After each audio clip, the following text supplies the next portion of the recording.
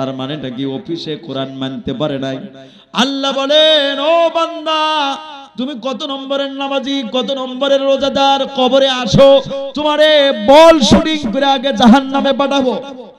যেই নামাজ তোরে ঘুষ বন্ধ করতে পারলো না, যেই রোজা তোরে ঘুষ বন্ধ করতে পারলো না, তোর নামাজ রোজা আল্লাহর দরবারে কিছু কবুল হচ্ছে না। ঠিক কিনা বলেন, জোরে বলেন ঠিক কিনা?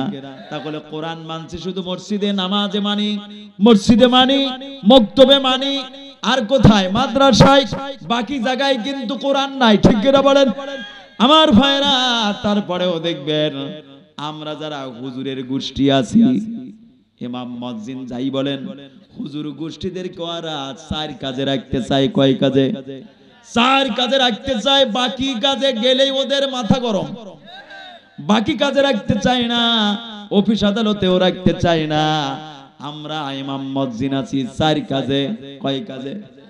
এক নম্বর মাখরাজ, নামাজ পড়াবো আমরা, মাথা মারবি ওরা। সত্য কিনা বলেন? অধিকাংশ মসজিদের দিকে লক্ষ্য করবেন, যার একটু ঘুষ খায় খায় টাকা পয়সার মালিক, ওরে কিন্তু সভাপতি সেক্রেটারি বানায় দেয়। ঠিক কিনা বলেন? আপনাদের মসজিদের সভাপতি আছে নাকি? মন খারাপ করবেন।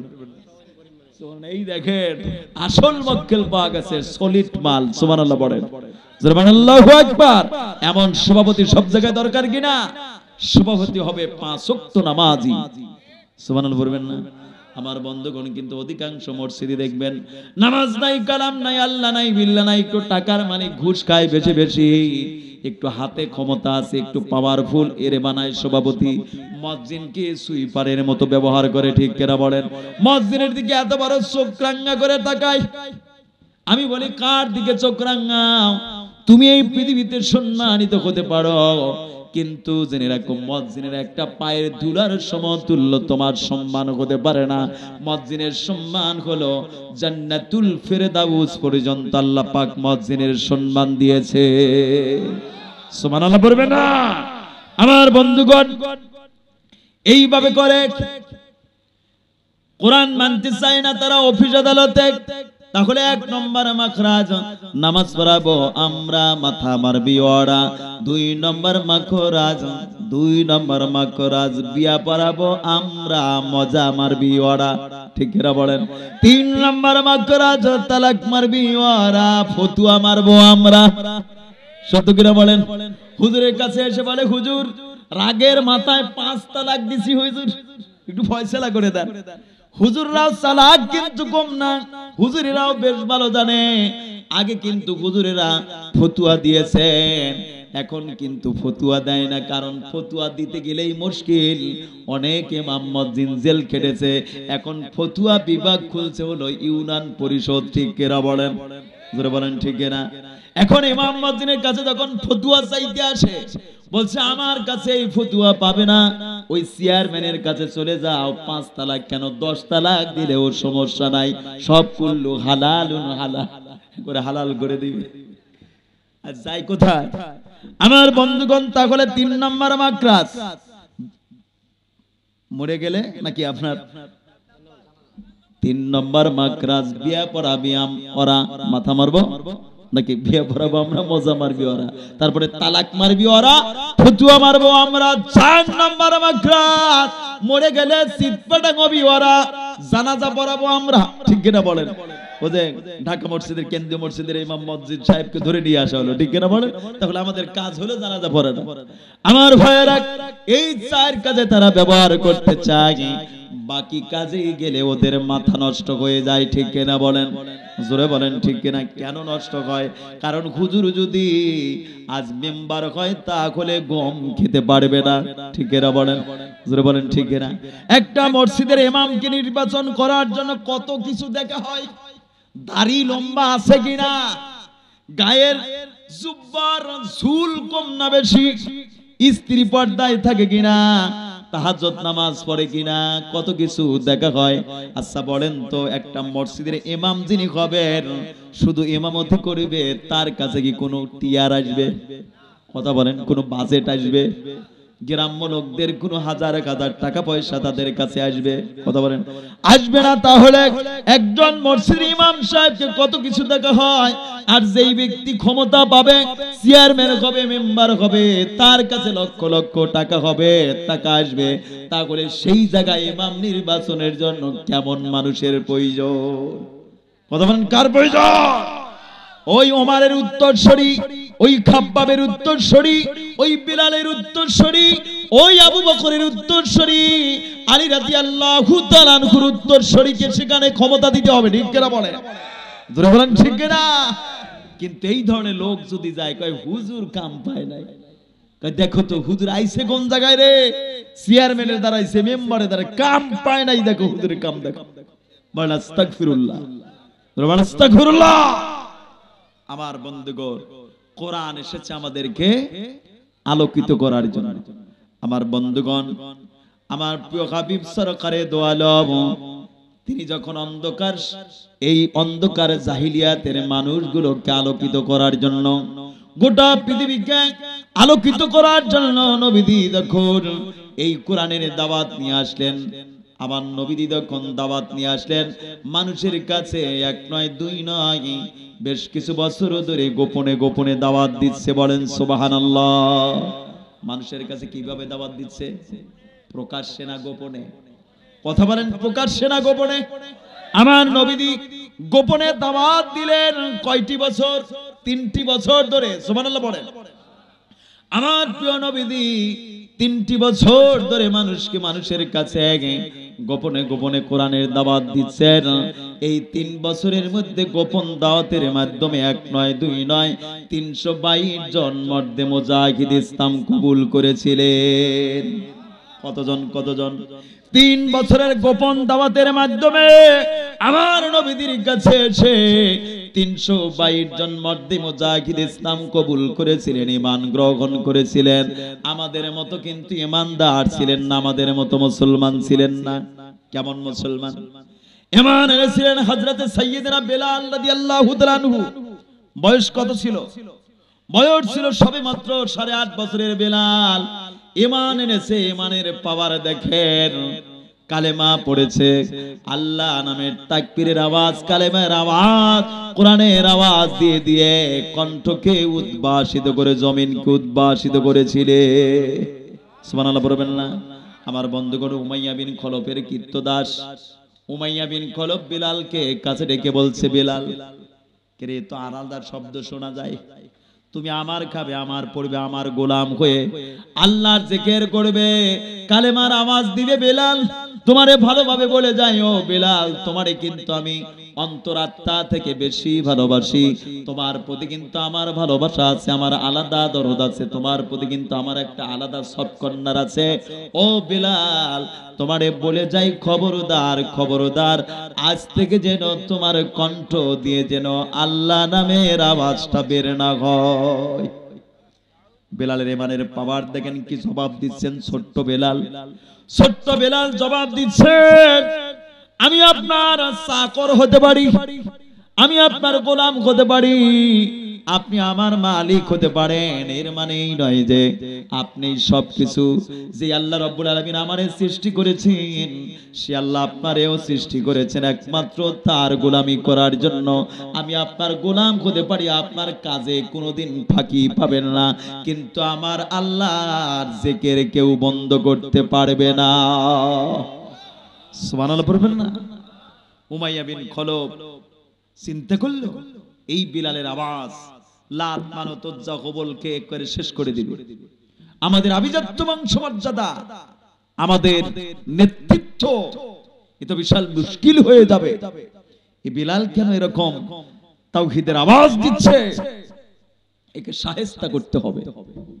আমার বন্ধুগণ, উমাইয়া বিন খলফ সেই জামানার সবচাইতে সন্ত্রাসী লিডার ছেলেদেরকে ডেকে বিলালকে তাদের হাতে তুলে দেওয়া হলো, আর বলা হলো যত পারো বিলালকে কঠিন ভাবে তোমরা রিমান্ডে নিয়ে তাকে শায়েস্তা করবে, নির্যাতন করবে, যতক্ষণ না কালেমা ছাড়বে না, যতক্ষণ না তাওহীদ ছাড়বে, যতক্ষণ না ঈমান না ছাড়বে, ততক্ষণ পর্যন্ত বিলালকে তোমরা নির্যাতন করবে। আমার বন্ধুগণ, ওই সন্ত্রাসী ছেলেরা বিলালের কাছে এসে বিলালের গলায় রশি বাঁধা হলো। বিলালের গলায় রশি বেঁধে টেনে নিয়ে যাচ্ছে, উটের মতো টেনে টেনে নিয়ে যাচ্ছে। মরুভূমি এলাকায় যখন নিয়ে যাওয়া হলো, মরুভূমির উত্তপ্ত মরুভূমি এলাকায় গিয়ে দাঁড়িয়ে দুষ্ট ছেলেরা বিলালকে বলছে, বিলাল রে, বুঝতে পেরেছো? এই দেখো মরুভূমির দিকে তাকাও, বালুগুলো কি উত্তাপ হয়ে পড়েছে। এই বালুর মধ্যে তোমারে টানা ঘাসরা করা হবে, তোমার লোমকূশ গুলো ফুসকা পড়ে যাবে, রক্ত ফিঙ্কা দিয়ে বের হবে, এমনকি চামড়া গুলো খসে খসে পড়বে। বেলাল, এখনো যদি নির্যাতন থেকে বাঁচতে চাও তাহলে কালেমা ছেড়ে দাও, তাওহীদ ছেড়ে দাও। বেলাল কি জবাব দিচ্ছেন? ও ইসলামের দুশমনেরা, ও কাফের মুরতাদ বেঈমানেরা, কারে তোমরা ভয় দেখাচ্ছ? যেই বিলাল ঈমান এনেছে আল্লাহর প্রতি, যেই বিলাল ঈমান এনেছে রাসূলের প্রতি, সেই বিলালের এই পৃথিবীতে এমন কারো শক্তি নাই যে বিলালের কণ্ঠকে স্তব্ধ করে দিতে পারে। আমার বন্ধুগণ, বিলালকে উত্তপ্ত বালুর মধ্যে টানা খাচড়া করা হচ্ছে। বিলালের সমস্ত লোমকূশ গুলো ফসকা পড়ে গেল, শরীরটা ফসকা পড়ে গেল, রক্ত ফিঙ্কার দিয়ে বের হতে হতে লাগলো, চামড়া গুলো খসে যেতে লাগলো, এমনকি গোস্ত টুকরা টুকরা হয়ে জমিনে পড়তে লাগলো। কাফের মুরতাদেরা বলতে লাগলো, ও বিলাল, এখনো যদি তাওহীদ ছেড়ে দাও, কালেমা ছেড়ে দাও, ঈমান ছেড়ে দাও, নির্যাতন থেকে তোমারে মুক্তি দেওয়া হবে। বিলাল জবাব দিলেন, ও ইসলামের দুশমনেরা, ও রাসূলের দুশমনেরা, ও কোরআনের দুশমনেরা, ভালো করে শুনে নাও, বিলাল এই পৃথিবীতে সমস্ত রক্ত যেতে পারে, গোস্ত খসে খসে যেতে পারে, কিন্তু বিলালের শরীরের মধ্যে যতক্ষণ পর্যন্ত ঈমানি শক্তি থাকবে, রক্ত চলাচল করবে, ততক্ষণ পর্যন্ত বিলালের কণ্ঠ দিয়ে আহাদ আহাদ নামের আওয়াজ বের হবে। এই ছিল ঈমানদার ব্যক্তিত্ব। এক নয়, দুই নয়, ৩২২ জন মর্দে মুজাহিদ তৈরি করেছিলেন। আমার বন্ধুগণ, কি নির্যাতনের দৃশ্য!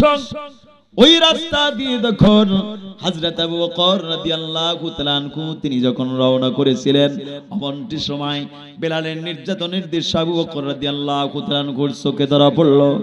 আবু বকর চোখে পানি ধরে রাখতে পারলেন না, ফুপড়িয়ে ফুপড়িয়ে কাঁদতেছেন। আবু বকর সঙ্গে সঙ্গে উমাইয়া বিন খলফের দরবারে গিয়ে বলছে, উমাইয়া রে, না জানি ছোট্ট বেলাল এত বড় কি অপরাধ করেছে, যার কারণে তার রিমান্ডে পাঠায় এত ধরনের শাস্তি দিচ্ছ, এত নির্যাতন করছো। ও উমাইয়া রে, এই বেলাল না জানি কি অপরাধ করলো, কি এত বড় তোমার ক্ষতি করেছে, তোমার দিলের মধ্যে কি কোনো মায়া নাই, কোনো মমতা নাই? তুমি কি বেলালকে একটু মাফ করে দিতে পারবে না? আমার বন্ধুগণ, উমাইয়া বিন খলফ তখন আবু বকরকে বলছে, আবু বকর, বেলালের প্রতি যদি তোমার এত দরদ লাগে, যদি এত মায়া লাগে, তাহলে বেলালকে তুমি আজাদ করে নিয়ে যাও, মুক্ত করে নিয়ে যাও। আমার বন্ধুগণ, আবু বকর রাদিয়াল্লাহু তাআলা আনহু উমাইয়া বিন খলফকে বললেন, উমাইয়া রে, বেলালকে মুক্ত করার জন্য তুমি কত টাকা পয়সা দাও, কত টাকা দিতে হবে? উমাইয়া বিন খলফ তখন চালাকি করলো, আমি আবু বকরের কাছে, কারণ আবু বকরের কাছে তো তেমন টাকা পয়সা নাই, আমি বেশি অঙ্কের টাকা চাবো, যাতে করে আবু বকর বেলালকে মুক্ত না করতে পারে। যার কারণে উমাইয়া বিন খলফ আবু বকর রাদিয়াল্লাহু তাআলা আনহুকে বলছে, আবু বকর, তুমি যদি বেলালকে চিরমুক্ত করতে চাও, তাহলে তোমারে 100 দিরহাম দিতে হবে। কত দিরহাম? এত টাকা ওই জামানায় জোগানা কিন্তু চারটিখানি ব্যাপার ছিল না। আবু বকর দ্বিতীয় কোনো কথা বললেন না, উমাইয়া বিন খলফকে বললেন না যে একটু কমাও বা একটু কমাতে হবে, কোনো উক্তি না করে বাড়ির দিকে রওনা করলেন। সুবহানাল্লাহ পড়বেন। আমার বন্ধুগণ, কি আত্মত্যাগ ছিল দ্বীনি ভাইয়ের জন্য, ইসলামের সৈনিকের জন্য, কি মুহাব্বত, কি ভালোবাসা! জায়গা জমির মুহাব্বত করলেন না, বাড়ি ঘরের মুহাব্বত করলেন না, বেলালের জন্য জায়গা জমি যা ছিল সব বিক্রি করে টাকা পয়সা গুলো জোগাড় করে উমাইয়া বিন খলফের দরবারে এসে বলছে, উমাইয়া, এই নাও তোমার টাকাগুলো বুঝে নাও, আর আজ থেকে কালো গোলাম হাবশী বিলালকে তুমি চিরমুক্ত করে দাও। উমাইয়া বিন খলব টাকাগুলো বুঝে নিয়ে বিলালকে মুক্ত করে মুস্কি মুস্কি হাসি দিয়ে বলছে, আবু বকর, আমি মনে করেছিলাম তুমি বয়োজ্যেষ্ঠ মানুষ, তোমার হয়তো বুদ্ধি শুদ্ধি বেশি, কিন্তু আমি দেখতে পাচ্ছি তোমার চাইতে বোকা মানুষ আল্লাহর জমিনে কেউ নাই। হযরত আবু বকর চোখের পানি মুছে বিলালকে বুকের সঙ্গে জড়িয়ে ধরে উমাইয়া বিন খলবকে বলছে, উমাইয়া, তুমি যদি এই বিলালের সম্মান, বিলালের ইজ্জত, বিলালের মর্যাদা যদি জানতে, তাহলে অমানসিক পাষণ্ড পশুর মতো নির্যাতন চালাতে না, নির্যাতন করতে না। তুমি কি জানো বিলালের মর্যাদা কোথায়? সেই বিলালের মর্যাদা আল্লাহ পাক আরশ আজিম থেকে জান্নাতুল ফিরদাউস পর্যন্ত ত্বরান্বিত করেছে। বিলালের সম্মান যদি জানতে, নির্যাতন বন্ধ করে বিলালকে কদমবুসি করতে। আমার বন্ধুগণ, এমন মর্দে মুজাহিদ আমার রাসূল গোপন দাওয়াতের মাধ্যমে তৈরি করেছিলেন। সুবহানাল্লাহ পড়বেন। আমার বন্ধুগণ, নবীজি দাওয়াত বন্ধ করেছেন না, দাওয়াতি দ্বীনি দাওয়াত চলছে। আবু জেহেল, আবু লাহাব, উতবা, শায়বা, ওয়ালিদ বিন মুগিরা সকলেই একদিন নবীজির দরবারে ঢুকে পড়েছে কোরআন শোনার জন্য। সুবহানাল্লাহ পড়বেন। কোরআন শোনার জন্য আবু জেহেল, আবু লাহাব, উতবা, শায়বা ঢুকে পড়েছে। তারা বলতেছে, চলো তো একটু যাই তো মুহাম্মাদের দরবারে, একটু শুনে আসি মুহাম্মদ কি তেলাওয়াত করে, একটু শোনা দরকার, একটু বোঝা দরকার, চলো তো একটু যায় দেখি। সুবহানাল্লাহ পড়বেন। আমার বন্ধুগণ, আবু জেহেলের গোষ্ঠীরা মুহাম্মদ সাল্লাল্লাহু আলাইহি ওয়াসাল্লামের দরবারে বসেছেন। আল্লাহ পাক আমার নবীকে কি পাওয়ারফুল, এক্সেপশনাল, কি মুজিজা দিয়েছিলেন। নবীজি যখন আল্লাহর বাণী তেলাওয়াত করতেন, সাধারণ কোনো মানুষ না, পশু পাখি না, চন্দ্র সূর্য, লৌহ কলম, গাছ বৃক্ষ, তরুলতা, পিপীলিকা, মৎস্যকুল সকলেই নিস্তব্ধতা বিরাজমান করে করে আমার নবীজির কণ্ঠ থেকে আল্লাহর বাণী শুনে তারা ধন্য হয়ে যেত। সুবহানাল্লাহ পড়বেন না? এমন ময়দানে হাজিরি হয়ে পড়েছেন আবু জেহেলের গোষ্ঠীরা। নবীজি যখন তেলাওয়াত শুরু করেছে, আবু জেহেল তেলাওয়াত শুনে আশ্চর্য হয়ে পড়ছে। এ কি শুনলাম? এ তো শুধু শুনতে ইচ্ছে হয়। এর মধ্যে এত মধুর আকর্ষণ, এর মধ্যে এত মজা, এর মধ্যে এত আত্মতৃপ্তি, এর মধ্যে এত গভীরতা, আগে জানিনি। সুবহানাল্লাহ পড়বেন। এটা মুহাম্মদ পেল কোথায়? এটা কখনোই মুহাম্মাদের বানানো কালাম হতে পারে না। সুবহানাল্লাহ পড়বেন। এইভাবে করে ঘন্টার পরে ঘন্টা ধরে সারা রাত ধরে তারা কোরআন শুনলো। আবু জেহেল চিন্তা করলো, এই কোরআন শুনে যদি আমার এই অবস্থা হয়। সাথীদেরকে ডেকে বলছো, সাথীরা, মুহাম্মদ সাল্লাল্লাহু আলাইহি ওয়াসাল্লামের তেলাওয়াত তোমাদের কেমন লেগেছে? সুবহানাল্লাহ পড়বেন। আবু লাহাব, উতবা, শায়বা, ওয়ালিদ বিন মুগিরা লিডারকে বলছে, লিডার, এ তো শুনতে ইচ্ছে হয়, মনে হয় সারা জীবন ধরে এই তেলাওয়াত শুনি। সুবহানাল্লাহ পড়বেন। আবু জেহেল তখন বলছে, তাহলে কি হিসাব নিকাশ যোগ বিয়োগ করে দেখেছো? এই তেলাওয়াত শুনে যদি আমাদের হৃদয়ের মধ্যে এমন ধরনের যদি আকর্ষণ সৃষ্টি হয়, তাহলে সাধারণ মানুষের কথা কি ভেবে দেখেছো তাদের অবস্থা কেমন হবে? আমার বিশ্বাস, দুনিয়ার সব মানুষ যদি মুহাম্মদ সাল্লাল্লাহু আলাইহি ওয়াসাল্লামের দরবারে আসে, খালি হাতে ফেরত যাবে না, ঈমান নিয়ে ইসলাম কবুল করে বাড়িতে ফিরবে। এর পরিণামে কি হবে জানো? আমাদের বাপ দাদা ধর্ম যাবে তো যাবে, আমাদের আভিজাত্য বংশ মর্যাদার উপর চমকালি পড়বে তো পড়বেই, আমাদের ক্ষমতার চেয়ারটা কিন্তু হারিয়ে যাবে। কি হারাবে? সাথীদেরকে বলছে, মুহাম্মাদের কোরআন শুনতে চাও নাকি চেয়ার হারাতে চাও? বলছে, লিডার, চেয়ার তো হারানো যায় না, এটা তো সম্ভব।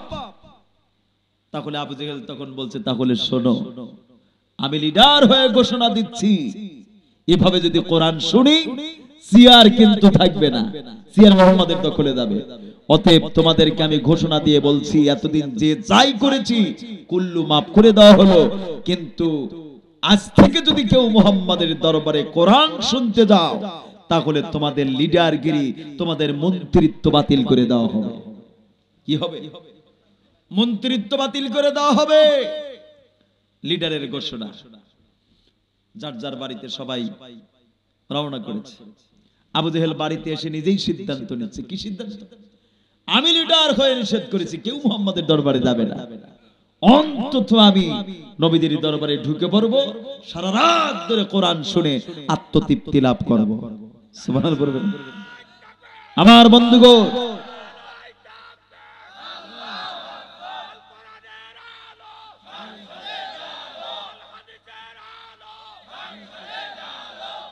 সম্মানিত প্রিয় ভাইরা, আবু লাহাব সিদ্ধান্ত নিচ্ছে।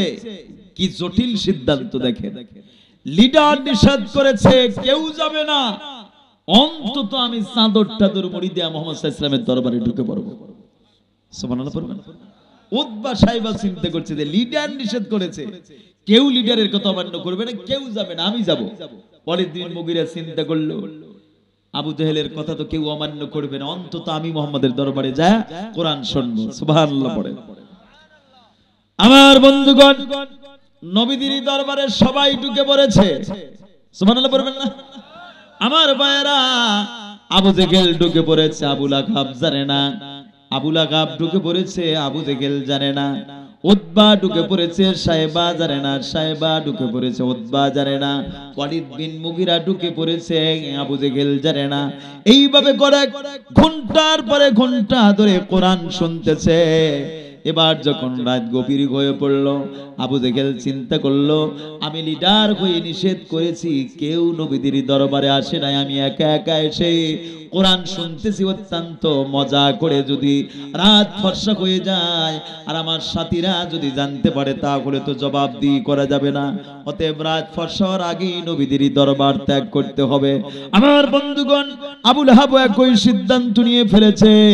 লিডারের কথা মান্য করে নবীদের দরবারে চাদর মুড়ি দিয়ে ঢুকে পড়েছি। যদি রাত ফর্সা হয়ে যায় আর যদি লিডার জানতে পারে তাহলে তো মন্ত্রিত্ব বাতিল করে দিবে। অতএব রাত ফর্সা হওয়ার আগেই নবীদের দরবার ত্যাগ করতে হবে। আমার বন্ধুগণ, উতবা সাহেবা তারা একই সিদ্ধান্ত নিল। ওয়ালিদ বিন মুগিরাও চিন্তা করলো, রাত তো গভীর হয়ে পড়েছে, রাত যদি ফর্সা হয়ে যায় আর যদি লিডার জানতে পারে তাহলে তো আমাদের নেতৃত্ব থাকবে না। রাত ফর্সা হওয়ার আগেই নবীদের দরবার ত্যাগ করতে হবে। আমার বন্ধুগণ, দেখা গেল সকলেই যখন নবীদের দরবার থেকে বের হচ্ছে, এক অপরের সঙ্গে ধাক্কা ধাক্কি। আবু জেহেলের সঙ্গে আবু লাহাবের ধাক্কা। কার ধাক্কা? আবু জেহেলের সঙ্গে আবু লাহাবের ধাক্কা। আবু জেহেল বলছে, বেটা কে রে? আবু লাহাব বলছে, বেটা তুই কে রে? আবু জেহেল বলছে, আমারে চেনো না, দেখি চাদর খোল। চাদর যখন খুলছে, আবু জেহেল বলছে, কে রে? আবু জেহেল বলছে, কে রে আবু লাহাব? কে রে তোর এই কামড়ে চাদর মুড়ি দিয়ে মুহাম্মদ সাল্লাল্লাহু আলাইহি ওয়াসাল্লামের দরবারে তোর কি লজ্জা নাই? লিডারের কথা অমান্য করে কোন লজ্জায় মুহাম্মদ সাল্লাল্লাহু আলাইহি ওয়াসাল্লামের দরবারে ঢুকে পড়েছিস? আবু লাহাব তখন লিডারকে বলছে, ও নেতা, একটু সোফার আওয়াজ কমাও। তুমি লিডার হয়ে নিষেধাজ্ঞা জারি করলে, তুমি কোন লজ্জায় মুহাম্মদ সাল্লাল্লাহু আলাইহি ওয়াসাল্লামের দরবারে ঢুকে পড়েছো? তোমার কি লজ্জা হয় না? এই প্রশ্নের জবাব দাও। আমার বন্ধুগণ, আবু জেহেল সব নেতাদের সাথে যখন সাক্ষাৎ হয়ে গেল, উতবা সাহেব ওয়ালিদ বিন মুগিরা সব নেতার সঙ্গে যখন সাক্ষাৎ হয়ে গেল, আবু জেহেল তখন মাথায় থাপড়াচ্ছে আর বলতেছে, ও জাতি, বুঝতে পেরেছি মুহাম্মাদের কোরআন তেলাওয়াত আমাদেরকে আসর করেছে। কি করেছে? মুহাম্মাদের কোরআন তেলাওয়াত আমাদেরকে আসর করেছে। চলো আমরা খানায় কাবাতে চলে যাই। ওই তদানীন্তন সময় খানায় কাবাতে লাত, মানত, উজ্জা, গোবল 14 গোষ্ঠী যত মূর্তি ছিল, সব নেতারা খানায় কাবার কাছে গিয়ে হাজির হয়ে পড়েছে। আবু জেহেল বলছো, নেতারা তোমরা ল্যান্ড ফোর্সের মতো কাতার বন্দী হয়ে যাও। সব নেতারা কাতার বন্দী হয়ে পড়ল। আবু জেহেল বলতেছে, সকলেই কান ধরে লাত, মানত, উজ্জা, গোবল 14 গোষ্ঠী মূর্তির কাছে তোমরা তওবা পড়ো। সব লিডাররা তওবা পড়তে লাগলো। তওবা তিল্লাত হয়ে গেল। আবু জেহেল বলতে লাগলো, ও ও সাথীরা, তওবা পড়লে চলবে না, চলো আমরা পার্লামেন্টে চলে যাই। এবার তারা পার্লামেন্টে চলে গেল। আবু জেহেল বলতে লাগলো, আমরা পার্লামেন্টে আইন পাশ করে কোরআনকে একেবারে বন্ধ করে দেই, যাতে করে মুহাম্মদ কোন জায়গায় যেন কোরআনের বাণীগুলো যেন মানুষের কাছে পৌঁছাতে না পারে। আমরা চলো আইন পাশ করে কোরআন বন্ধ করে দেই। আমার বন্ধুগণ, সব লিডাররা পার্লামেন্টে চলে গেল। আবু জেহেলের গোষ্ঠীরা কোরআনকে বন্ধ করার জন্য যেই বিল পাশ করেছিল, আল্লাহ রাব্বুল আলামিন কুরআনুল কারীমের মধ্যে কোট করে রাখলেন এই জন্য, কারণ আবু জেহেলের গোষ্ঠীরা তো চিরকাল থাকবে না, তার নাতিপুতিরা কিয়ামত পর্যন্ত এই পৃথিবীতে থাকবে আর কোরআনের বিরোধিতা করবে। তাদেরকে জানানোর জন্য আল্লাহ রাব্বুল আলামিন জানিয়ে দিচ্ছেন, লা তাসমাউ লিহাযাল কুরআনি ওয়াল গাউফ, ডিস্টার্ব করে ওরা কোরআনকে জমিন থেকে একেবারে মিশিয়ে দিতে চাই, মুছে দিতে চাই। কিন্তু হে রাসূল, আমার সিদ্ধান্ত হলো আল্লাহু মুতিম্মু নূরিহি ওয়ালাউ কানিগাল কাফিরুন। কাফির মুরতাদ বেঈমানেরা যতই চক্রান্ত করুক না কেন, যতই আইন পাশ করুক না কেন, আমি আমার কোরআনের নূরকে, কোরআনের ইন্তেজামকে, কোরআনের আন্দোলনকে পৃথিবীতে আমি উড্ডয়ন করে রাখবো। এতে কাফির মুরতাদেরা চক্রান্ত করে না কোনো লাভ হবে না। আল কোরআনের পথ, এই পথই আসল পথ। জোরে আল কোরআনের পথ, এই পথই আসল পথ। অন্য পথে অন্য মতে নেই যে রহমত। আল কোরআনের পথ, এই পথই আসল পথ। আল কোরআনের পথ, এই বিজয় হওয়ার পথ। আল কোরআনের পথ, এই সফলতার পথ। আল কোরআনের পথ, এই মুক্তি পাওয়ার পথ। আল কোরআনের পথ, এই জান্নাত পাওয়ার পথ। বলেন মারহাবা, জোরে বলেন মারহাবা। একমাত্র পথ হলো কোরআনের পথ। সুবহানাল্লাহ পড়বেন না? জোরে বলেন আল্লাহু আকবার। আমার বন্ধুগণ, নবীজি এক সেকেন্ডের জন্য তিনি দাওয়াত বন্ধ করলেন। শেষ করেন জিকির করেন লা ইলাহা, জোরে লা ইলাহা ইল্লাল্লাহ সুবহানাল্লাহ।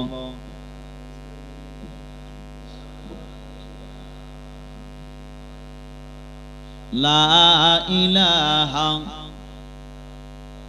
লা ইলাহা ইল্লাল্লাহ, লা ইলাহা ইল্লাল্লাহু মুহাম্মাদুর রাসূলুল্লাহ সাল্লাল্লাহু আলাইহি ওয়াসাল্লাম। আমার প্রিয় বন্ধুগণ, কোরআন হলো হাযা বায়ানুল লিন্নাস। এই কোরআন মানুষের জন্য বর্ণনা করা হয়েছে তিবিয়ানাল লিকুল্লি শাইইন, খুলে খুলে ভেঙে ভেঙে মানব জনগোষ্ঠীর জন্য যা কিছু দরকার, যা কিছু নান্দনিকর, এক কথায় আন্তর্জাতিক পরিমণ্ডল থেকে শুরু করে রান্নাঘর পর্যন্ত যা প্রয়োজন, যা দরকার, সব সমস্যার সমাধান দিয়েছেন কে? কথা বলুন কে? আমার বন্ধুগণ, আজ সেই কোরআন আন্তর্জাতিক পরিমণ্ডল থেকে রান্নাঘর পর্যন্ত আমরা আনতে পারি নাই, যার কারণে আজ মুসলমানেরা অন্ধকারের মধ্যে ঠিক কিনা বলেন? বলেন ঠিক না? আমার প্রিয় বন্ধুগণ, আমার নবীজি কোরআনের দাওয়াত বন্ধ করলেন না। অভয় বাণী পেয়ে গেলেন, রাসূল ময়দানে বের হয়ে পড়েছেন। আবু জেহেল তখন আবু লাহাবকে ডেকে বলছে, আবু লাহাব, তোমার ভাতিজার কাণ্ড দেখো, তোমার ভাতিজার কাম দেখো। আমরা আইন পাশ করে কোরআন বন্ধ করে দিলাম, আর মুহাম্মদ কোন সাহসে ময়দানে কালেমার দাওয়াতের জন্য বের হয়ে পড়েছে। আবু লাহাব তখন আবু জেহেলকে বলছে, ভাইজান, চিন্তার কোনো কারণ নাই, আমি সিদ্ধান্ত নিয়ে ফেলেছি, ও আমার ভাতিজা নামের কলঙ্ক আমাদের বাপ দাদার ধর্মকে মাটির সঙ্গে মিশে দিতে চায়। ওই মুহাম্মদকে যেখানেই পাবো সেখানেই পাথর মেরে তার কল্লা জমিন থেকে উড়িয়ে দেব। আবু লাহাব সিদ্ধান্ত নিয়ে ফেলেছে। আবু লাহাব হাতে একটা পাথর নিয়ে নবীদের পিছনে পিছনে ফকিন্নির মতো ঘুরতেছে। কারণ আমার বন্ধুগণ, আল্লাহ পাক আমার রাসূলকে জানিয়ে দিয়েছিলেন, হে রাসূল, চিন্তার কোনো কারণ নাই, আপনি দাওয়াত কখনো বন্ধ করবেন না। ইয়া আইয়ুহার রাসূল বাল্লিগ মা উনসিলা ইলাইকা মির রাব্বিক। আল্লাহ পাক রাসূলকে বলেন, হে রাসূল, আমার পক্ষ থেকে যা অবতীর্ণ হয়েছে কমপ্লিটলি মানুষের কাছে এই দাওয়াতের জন্য আপনি বের হয়ে পড়ুন। আল্লাহ পাক রাসূলকে জানিয়ে দিয়েছেন, আল্লাহু ইয়াসিমুকা মিনান নাস। ওই সকল মানুষেরা যারা আপনার বিরুদ্ধাচরণ করবে, যারা আপনাকে জমিন থেকে হত্যা করতে চাইবে, যারা জমিন থেকে শেষ করবে, কোরআন বন্ধ করতে চাইবে, ওই সকল লোকদের হাত থেকে হেফাজত করার দায়িত্ব আমি আল্লাহ পাক গ্রহণ করলাম। সুবহানাল্লাহ বলবেন না? তাহলে কোরআনের দাওয়াতের মদদ স্বয়ং সাহায্যকারী কে? আমার বন্ধুগণ, নবীজি এক সেকেন্ডের জন্য দাওয়াত বন্ধ করলেন না। আবু লাহাব নবীদের পিছনে পাথর নিয়ে পজিশন নিয়ে আছে। আমার নবীজি তখন দাওয়াতের ঘোষণা দিলেন। আবু লাহাব হাতে পাথর নিয়ে নবীদিকে যখন পাথর মারার জন্য যখনই পজিশন নিয়েছে, নবীদিকে পাথর মারার জন্য যখনই হস্ত সম্প্রসারণ করেছে, আল্লাহ রাব্বুল আলামিন আবু লাহাবের উপর কি ধরনের লানত দিয়েছিলেন, সূরাতুল লাহাবের যারা তাফসীর পড়েছেন, আল্লাহ রাব্বুল আলামিন সূরাতুল লাহাবের তাফসীরের মধ্যে বর্ণনা করেছেন, তাব্বাত ইয়াদা আবি লাহাবিন ওয়া তাব্বা মা আগনা আনহু মালুহু ওয়া মা কাসাবু। বলেন আল্লাহু আকবার, সুবহান আল্লাহু আকবার। আল্লাহ রাব্বুল আলামিন আমার রাসূলকে জানাচ্ছে, হে রাসূল, চিন্তার কোনো কারণ নাই, হতাশার কোনো কারণ নাই। আমি আল্লাহ পাক সুবহানাহু ওয়া তাআলা আবু লাহাবের হস্তদ্বয়কে শুধু ধ্বংস করি নাই, তার সমস্ত ক্ষমতা, সমস্ত জনবল, সমস্ত টাকা পয়সা জমিন থেকে আমি আল্লাহ পাক মাটির সঙ্গে বিলীন করে দিলাম। আমার বন্ধুগণ, নবীদিকে যখন পাথর মারার জন্য যখনই হস্ত সম্প্রসারণ করেছে, আল্লাহ রাব্বুল আলামিন কি ধরনের লানত আবু লাহাবের উপর অবতীর্ণ করে দিলেন। আবু লাহাবের মাথা থেকে পা পর্যন্ত পাথরের মতো শক্ত করে মূর্তি বানিয়ে রাখলে। সুবহানাল্লাহ বলবেন না? আবু লাহাব হাত উঁচু করে চোখ বন্ধ করে মূর্তির মতো দাঁড়িয়ে আছে। আমার দেশে এরকম মূর্তি আছে কিনা? কথা বলেন, আছে কিনা? যারা মূর্তি বানায় আর যারা মূর্তির সমর্থন করে, নবীজি বলেছেন ফালাইসা মিন্নি, তারা আমার উম্মত হিসেবে দাবি করতে পারবে না। আমার বন্ধুগণ, আল্লাহ রাব্বুল আলামিন আবু লাহাবকে মূর্তি বানিয়ে রাখলে, দূর থেকে আবু জেহেল ফলো করলো।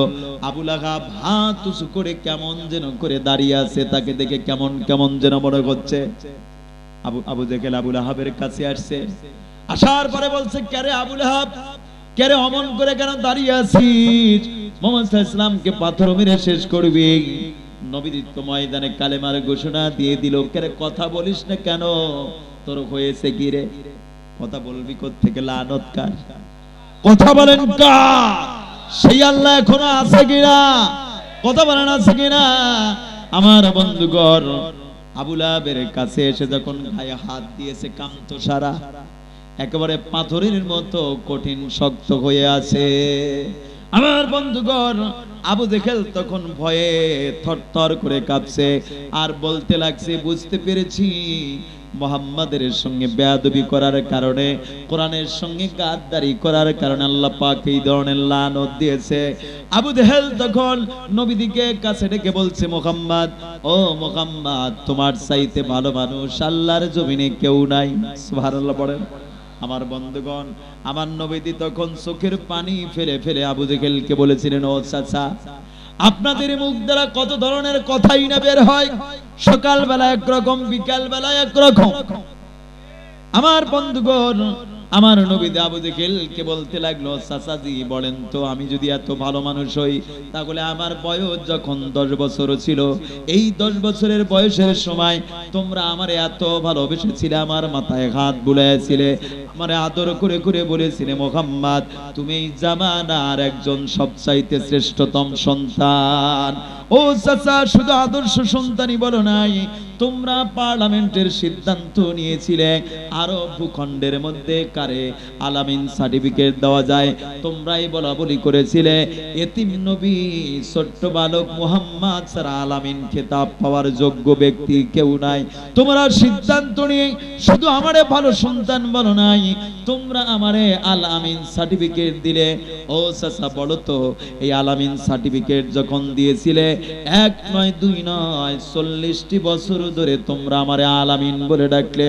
ও চাচা বলে তো, 40 বছর পরে যখন কোরআন নাযিল হয়ে গেল, আমি যখন এই কোরআনের দাওয়াত নিয়ে আসলাম, এই কোরআনের দাওয়াত যখন মানুষের কাছে পৌঁছাতে লাগলাম, আমার কি অপরাধ, তখন তোমরা আমারে কেন জাদুকর বললে, আমারে কেন পাগল বলতে লাগলে, আমারে কেন পিশাচ বলতে লাগলে, আমারে কেন তোমরা লেজ কাটা বলতে লাগলে, করো মিথ্যা অপবাদ দিয়ে দিয়ে জাতির কাছে আমারে খেয়ে প্রতিপন্ন করতে চেয়েছিলে। চাচা, আমি কি দাওয়াত দেওয়ার জন্য, আমি কি কোনোদিন আপনাদের মাথায় বাড়ি মেরেছিলাম? আমি কি কোনোদিন আপনাদের জায়গা জমি দখল করতে গিয়েছিলাম? আমি কি কোনোদিন আপনাদের আজওয়া খেজুরের বাগান দখল করতে গিয়েছিলাম? ও চাচা বলো তো, আমি কি কোনোদিন আপনাদের বাবলা বিটা গুলো দখল করতে গিয়েছিলাম? ও চাচা বলো তো, আমার কি অপরাধ যে তোমরা আমারে পাথর মেরে শেষ করতে চাও? আবু জেহেল লজ্জা পেয়ে মুখটা মলিন করে আমার নবীদিকে ডেকে ডেকে বলছে, মুহাম্মদ আবু লাহাব একটি বারের জন্য ভুল করেছে, তুমি আবু লাহাবকে মাফ করে দাও। আমার নবীর চাইতে শ্রেষ্ঠতম দয়াশীল মায়াশীল মানুষ এই জমিনে আর কেউ হতে পারে না। আমার বন্ধুগণ, আমার নবী আবু লাহাবকে মাফ করে দিলেন, আবু লাহাবকে মাফ করে দিলেন, কিন্তু আবু লাহাব লানত থেকে মুক্তি পায় না। সুবহানাল্লাহ পড়বেন না? আমার বন্ধুগণ, আবু লাহাব লানত থেকে মুক্তি পায় না। আবু জেহেল নবীকে বলছে, মুহাম্মদ আবু লাহাবকে একটু মন থেকে মাফ করে দাও। আমার নবী বললেন, ও চাচা, আমি যারে মাফ করে দেই তারে মন থেকে মাফ করে দেই। সুবহানাল্লাহ পড়েন। কিন্তু আবু লাহাব লানত থেকে মুক্তি পাচ্ছে না। আবু জেহেল চিন্তা করল, একটু মুহাম্মাদের দরবারে পানি ভর্তি করে একটু পানি পরা নিয়ে আসি। তাফসিরে কত সুন্দর বর্ণনা এসেছে। আমার বন্ধুগণ, আবু জেহেল একটা পাত্রে পানি ভর্তি করে আমার নবীর দরবারে রওনা করলেন। এরকম মুসলমান এখনো আছে কিনা? কথা বলেন, আছে কিনা? সারা রাত সন্তান কান্নাকাটি করে, সন্তান ঘুমায় না। সকালবেলা ইমাম সাহেবের কাছে গিয়ে বলে, হুজুর আমার সন্তান সারা রাত ধরে ঘুমায় না, একটু পানি পরা দেন, একটু ঝাড়ফুঁক দিয়ে দেন। ইমাম সাহেব পানি পরা দিয়ে দেয়, ঝাড়ফুঁক দিয়ে দেয়, সন্তান ভালো হয়ে যায়। 2 দিন পরে ওই মানুষটি হুজুরের বিরোধিতা করে কিনা? কথা বলেন, করে কিনা? ভাই কারে হুজুর তোর খবর কি রে? তুই বলে রাজাকারের পক্ষে কথা বলিস রে? এরকম আছে কিনা? রাজাকার বলতে বললে যে কোথায় যে বলতেছে কোনো হুঁশ নাই। এরা হলো কি ওই যে সুবিধাবাদী, ঠিক এরা বলে, এরা কি ওই সুবিধাবাদী? রাজাকার যারা, তাদেরকে রাজাকার বড়, কারণ এই বাংলাদেশ কারো ভটঙ্গের দেশ না, ঠিক কেনা বলেন? এই স্বাধীন মাতৃভূমিতে আমরা জন্ম নিয়েছি, আমরা কোন রাজাকারের সন্তান নই, রাজাকারের নাতিপুতি নই। আমাদের বাপ দাদার রক্তের বিনিময়ে এই বাংলাদেশ স্বাধীন হয়েছে, ঠিক কেনা বলেন? যারা বলেন ঠিক কেনা, একটু কথা বললে হুঁশিয়ার হয়ে বললেন। আমার ভাইয়েরা,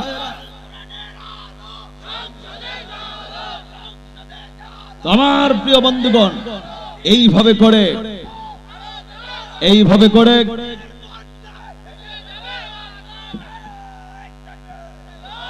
আমার ভাইরা, তো আবু জেহেল পাত্রে পানি ভর্তি করে আমার নবীদের দরবারে আসছে। সুবহানাল্লাহ পড়বেন। নবীজি কি এসে বলছে, মুহাম্মদ, ও মুহাম্মদ তুমি একটু তোমার বরকতের মুখের একটু পানিতে ফু দিয়ে দাও বাবা। সুবহানাল্লাহ পড়বেন। আমার বন্ধুগণ, আমার নবীজি আবু জেহেলের পানির পাত্রে বরকতের মুখের পানিতে ফু দিয়ে দিলেন। বলেন সুবহানাল্লাহ। আবু জেহেল পানি নিয়ে আসলো। পানি নিয়ে এসে আবু জেহেলের আবু লাহাবের মাথায় পানি ঢালতেছে। পানি ঢালতে ঢালতে ঢালতে ঢালতে এক পর্যায়ে আবু লাহাব ভালো হয়ে গেল। আমার নবীজি তখন মনে করলেন এত বড় লানত থেকে যেই মানুষটি মুক্তি পেয়ে গেল, হয়তোবা আবু লাহাব ইসলাম কবুল করতে পারে। কিন্তু চোরে কোনোদিন শোনে না ধর্মের কাহিনী, ঠিক কিনা বলেন? চোরে কোনোদিন শুনে না ধর্মের কাহিনী, যেখানেই সুযোগ পাবে সেখানেই কাম বানাবে। আপনাদের সাত মাথা পকেট মার আছে না, কথা বলেন আছে না? ওদিক স্যালোবারা থেকে পিটিআই মোর, ওদিক বড় গোলা। এখন ওরা সিআইডির মধ্যে লেগে থাকে। আমার বন্ধুগণ, যদি ধরা পড়ে নাম হয় কোথায়? সব স্যালোবারার মক্কেল। তো এইরকম সুবিধাবাদী চোর কোনোদিন শোনে না ধর্মের কাহিনী, ঠিক কিনা বলে? আপন পর কিছু মানবে না, শ্বশুর বাড়ি গিয়েও চুরি করবে। এরকম আছে না, আছে না? তো আবু লাহাব ইসলাম কবুল করা তো দূরের কথা, বাড়িতে গিয়ে তার দুই সন্তানকে ডাকছে। কয় সন্তান? আমার বন্ধুগণ, এক সন্তান হলো উতবা, আর একজনের নাম হলো উতাইবা। উতবা আর উতাইবাকে কাছে ডেকে বলছে বাবা, কারণ এই উতবা আর উতাইবার সঙ্গে আমার নবীদের দুই কন্যার বিবাহ হয়েছিল। আমার বন্ধুগণ, আবু লাহাব দুই সন্তানকে কাছে ডেকে বলছে বাবা, তোমরা তো জানো না, আমি তোমাদেরকে বলে যাই মুহাম্মাদের সঙ্গে আমাদের কোনো সম্পর্ক নাই, কোনো আত্মীয়তা নাই। ও বাবা, ছোট সন্তান বলতে লাগলো বাবা কি হয়েছে? বলছে তোমরা জানো না, ওই মুহাম্মদ আজ আমারে জাদু করে পাথর বানায়া হত্যা করতে চেয়েছিল বাবা, আমি কোনো মতো সেখান থেকে বেঁচে এসেছি। আমার বন্ধুগণ, কত বড় মিথ্যা তহমত দিচ্ছে। আমার ভাইয়েরা, দুই সন্তানের মধ্যে বড় সন্তান দাঁড়িয়ে বলছে বাবা বলো কি, আমরা বেঁচে থাকতে মুহাম্মদ তোমারে জাদু করে পাথর বানায়া হত্যা করবে, এটা তো হতেই পারে না। আবু লাহাব ওসিয়ত করতে লাগলো বাবা, আমি তোমাদেরকে ওসিয়ত করে যাই। ওসিয়ত হলো দুইটা। সর্বপ্রথম ওসিয়ত হলো তোমরা মুহাম্মাদের দুই কন্যাকে তালাক দিয়ে ঘাড় ধাক্কা দিয়ে মুহাম্মাদের বাড়িতে পাঠিয়ে দিবে।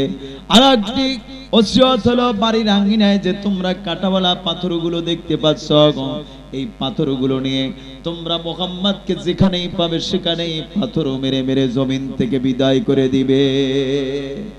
আমার বন্ধুগণ, দুই সন্তান বাবার ওসিয়তকে ফলো করার জন্য বাড়িতে চলে আসলো। আমার নবীদের মেয়েদেরকে অকথ্য ভাষায় গালিগালাজ করতে লাগলো, এক পর্যায়ে নির্যাতন করতে লাগলো। আমার নবীদি বলতে লাগলো, আমাদের কেন এত অকথ্য ভাষায় গালিগালাজ করছো? আমাদেরকে কেন এত নির্যাতন করছো? আমাদের কি এত বড় অপরাধ? আমরা তো কোনো অপরাধ করি নাই। আবু লাহাবের সন্তানেরা বলতে লাগলো, অপরাধ হলো তোর বাবা। তোর বাবার এত বড় সাহস, আমার বাবাকে জাদু করে পাথর বানায়া হত্যা করে শেষ করতে চাই। দুই মেয়ে কেঁদে কেঁদে বলছে, স্বামী হে, আমার বাবা কোনো মানুষের ক্ষতি করে না, আমার বাবা পৃথিবীর কোনো মানুষের ক্ষতি সাধন করে না। সুবহানাল্লাহ পড়েন। বন্ধুগণ আমার, আবু লাহাবের দুই সন্তান আমার নবীদের দুই মেয়েকে তালাক দিয়ে ঘাড় ধাক্কা দিয়ে নবীদের বাড়িতে পাঠিয়ে দেওয়া হলো। আমার নবীদের দুই মেয়ে বাড়িতে এসে বাবার কাছে বেকুল কণ্ঠে কান্নাকাটি করতে লাগলেন। এত কান্নাকাটি করতে লাগলেন, সব ঘটনাগুলো নবীদের কাছে বললেন। আমার নবীদি দুই মেয়েকে সান্ত্বনা দিয়ে বলছে, মা তোমরা অমন করে কান্নাকাটি করো না, তোমাদের কান্না আমার সহ্য হয় না। আবু লাহাবের সন্তান তোমাদেরকে তালাক দিয়েছে, তাতে কি হয়েছে? আমি বাবা হয়ে বলছি, তোমাদেরকে এর চাইতে ভালো বিবাহের বন্ধ ব্যবস্থা করে দেব, আমি তোমাদেরকে ভালো সংসারের ব্যবস্থা করে দেব। দুই মেয়ে তখন বাবাকে বলছে, বাবা অমন কথা বলে আমাদেরকে লজ্জা দিবেন না, আমরা কোনো ভালো স্বামীর জন্য কান্না করি না, আমরা কোনো ভালো সংসার পাওয়ার জন্য কান্নাকাটি করি না বাবা। আমরা এই জন্য ভেঙে পড়েছি কারণ আবু লাহাব তার দুই সন্তানকে ওসিয়ত করেছে, আপনাকে যেখানেই পাবে সেখানেই পাথর মেরে মেরে শেষ করে ফেলবে। ও বাবা, আপনাকে যদি মেরে ফেলে এই পৃথিবীতে দ্বীনের দাওয়াতকে উড্ডয়ন করে রাখবে। আর আমরা কারে বাবা বলে ডাকবো? আমার নবীজি তখন দুই মেয়েকে সান্ত্বনা দিয়ে বলছে, মা তোমরা কান্না করো না, ইন্নাল্লাহা মাআনা, অবশ্যই আল্লাহ রাব্বুল আলামিন আমাদের সঙ্গে আছেন।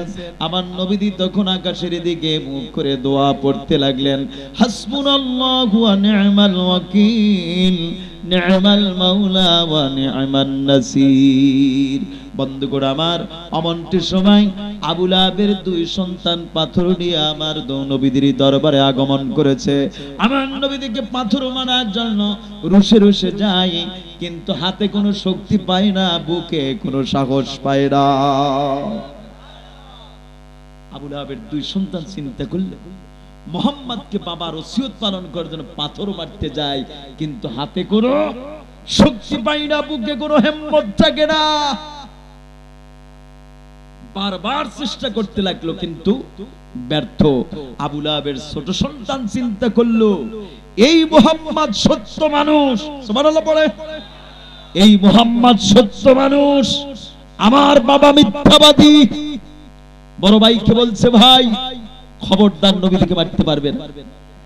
বলছে, তুই তোর ভিতরে এত পরিবর্তন কেন রে? কে বাবার কথা ভুলে গেছিস রে? মুহাম্মদ বাবাকে পাথর বানায় হত্যা করবে, এটা কি মেনে নেওয়া যায়? আমার বন্ধুগণ, এবার দেখা গেল কি, এই সন্তান অন্তত বাবার ওসিয়ত পালন করার জন্য আমার নবীদের মুখের দিকে থুতু মারতেছে। বন্ধুগণ আমার, নবীদের মুখের দিকে যখন থুতু মারতে লাগলো, আল্লাহ রাব্বুল আলামিন আমার নবীদের চেহারার উপর গায়ে কোনো মশা মাছি পর্যন্ত পড়া হারাম করে দিয়েছিলেন। সুবহানাল্লাহ পড়বেন না?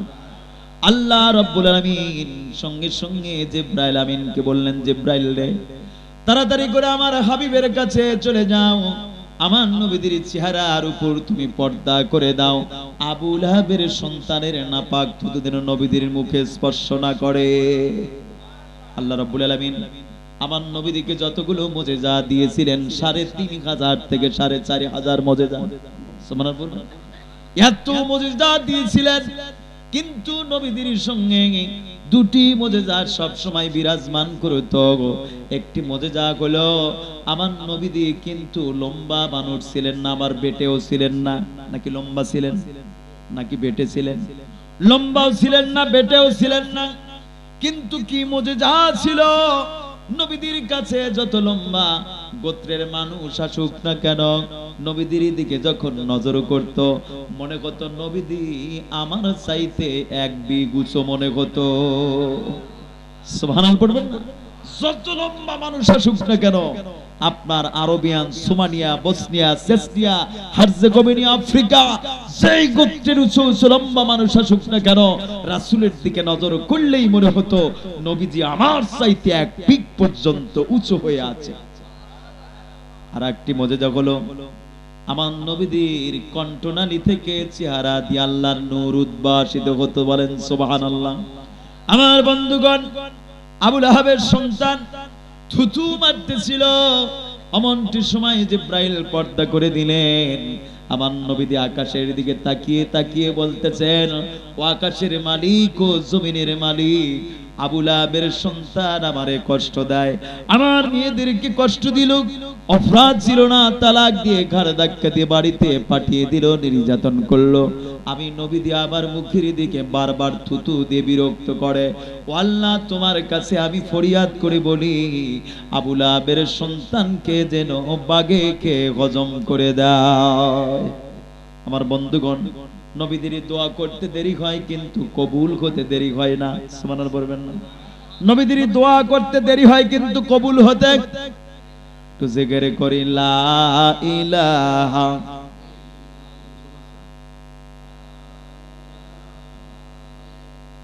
লা ইলাহা ইল্লাল্লাহ সুবহানাল্লাহ লা ইলাহা লা ইলাহা ইল্লাল্লাহু মুহাম্মাদুর রাসূলুল্লাহ সাল্লাল্লাহু আলাইহি ওয়াসাল্লাম। সম্মানিত ভাইয়েরা, আমি কি শেষ করে দেব? শেষ করব? কারা কারা শুনতেছেন হাত তুলে দেখান। সবাই হাত নামান, আল্লাহ হাতগুলো কবুল করেন, কোরআনের জন্য কবুল করেন। কিন্তু সারাক্ষণ না, আর কিছুক্ষণ, বেশিক্ষণ না, কিছুক্ষণ সুবহানাল্লাহ পড়েন। কারণ দৈনিক মাহফিল সবচাইতে, গত 2 দিন আমার সবচাইতে বেশি কষ্ট হয়েছে। একটা মাহফিল হলো এই কয়লা খনি, এই কয়লার খনি, ওখানে গেলাম, আমি তো মনে করলাম যে কয়লার খনিতেই এরা নামাই নাকি। কি অবস্থা দেখেন, মানে আলোচনা করে নিয়েছে 3.5 ঘন্টা। এখানে যে আমার আলামিন ছিল, যে ভিডিও ম্যান আলামিনও ছিল, দীর্ঘক্ষণ আলোচনা। তারপরে দৈনিক কিভাবে চলছে মাহফিল, আমাদের চাকরি করতে হয়, তারপরে বিভিন্ন দিক বিবেচনা করে টাইম মেইনটেইন করে চলতে হবে। কারণ রাত এখন 12:30। কত? কারণ রাত যদি 12টা বেজে যায়, ওভারটেক যখন করে, তখন ঘুম এসে ওকে আবরণ করে বলে বালিশ বালিশ। ঠিক কিনা বলে? কি বলে? কারণ মানুষের ক্যাচিং পাওয়ার তখন থাকে না, অ্যাকসেপ্ট পাওয়ার ধারণ ক্ষমতা থাকে না। যা শুনবেন পরের দিন এলোমেলো। কয় কি যে বললো আল্লাহই জানে। কয় দারুণ ওয়াজ করছে। হুজুর কেমন ওয়াজ করলো রে? কয় ভাই রাত 2টা পর্যন্ত ওয়াজ করছে, দারুণ ওয়াজ। এ কি দারুণ ওয়াজ করছে বলতো? কয় তা তো বলতে পারবো না। দেখেন কি অবস্থা। এই জন্য ফজরের নামাজ যদি কাজা যায়, তাহলে এই মাহফিলের কোনো মূল্য থাকবে না, দাম থাকবে না। এই জন্য রাত 12:30, আর দেরি নয়। আমি কি ঘটনাটা বলবো? তো বলতে পারি, শর্ত একটা। কারণ আপনারা জানেন আজকের মাহফিল হলো মসজিদকে কেন্দ্র করে। আমি মসজিদের ফজিলত আংশিক কিছু বলেছি, ঠিক কিনা বলে? শ্রেষ্ঠতম জায়গা হলো মসজিদ। তো রাসূলকে বলা হলো মসজিদে হারামে কত সওয়াব? 1 লক্ষ। মসজিদে আকসায় 25 থেকে 50। তাহলে এত সওয়াব আল্লাহ পাক নামাজ আদায় করলে দান করেন। তো যারা হজে যেতে পারে না, হজে যাওয়া একবার জীবনে, একবার ফরজ। আর যাদের নিসাব পরিমাণ সম্পদ নাই, তারা তো হজেও যেতে পারছে না, মসজিদে হারাম, মসজিদে আকসায় নামাজ পড়তে পারছে না। তাহলে কি তাদেরকে সওয়াব থেকে বঞ্চিত করলেন আল্লাহ? সাহাবীরা এমনটি প্রশ্ন করেছিলেন। আমার রাসূল বলছেন, তোমরা কি কোরআন পড়ো নাই? তোমরা কি হাদিস পড়ো নাই? আল্লাহ পাকের জমিনকে তোমাদের জন্য গালিচার মতো বিস্তীর্ণ করে দিয়েছেন। এই পৃথিবীর যেই প্রান্তে তোমরা মসজিদ বানাবে আর নামাজ পড়বে, মসজিদে হারাম, মসজিদে আকসায় নামাজ পড়লে যে সওয়াব, সেই সমপরিমাণ সওয়াব তোমাদের আমলনামায় লিখে দেওয়া হয়। এইজন্য জুমার দিনকে হজের দিন বলা হয়েছে, ঠিক কিনা বলেন? আমার নবী এই জন্য বলেন, মান বানা মাসজিদান বানা আল্লাহু লাহু বাইতি ফিল জান্নাহ। যে ব্যক্তি দুনিয়াতে একটা মসজিদ নির্মাণ করবে, আল্লাহ রাব্বুল আলামিন তার জন্য জান্নাতের মধ্যে বাড়ি বানিয়ে দিবেন। আমরা কি জান্নাতের মধ্যে বাড়ি চাই কি চাই না? কারা কারা চান একটু আল্লাহকে হাত তুলে দেখান। আল্লাহ তোমার বান্দাদের হাতগুলো কবুল করেন, জান্নাতের মেহমান হিসাবে কবুল করেন। জোরে বলি আমিন।